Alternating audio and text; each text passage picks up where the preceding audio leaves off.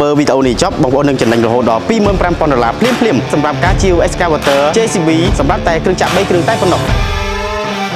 ឱកាសពិសេសសម្រាប់ការជាវ Excavator NXT 215 LC នឹងទទួលបានការប្រម៉ូសិនក្នុងតម្លៃពិសេសដែលមិនធ្លាប់មានពីមុនមកពីតម្លៃធម្មតា $129,500 មកត្រឹមតែ $105,000 តែប៉ុណ្ណោះជាមួយនឹង Excavator JCB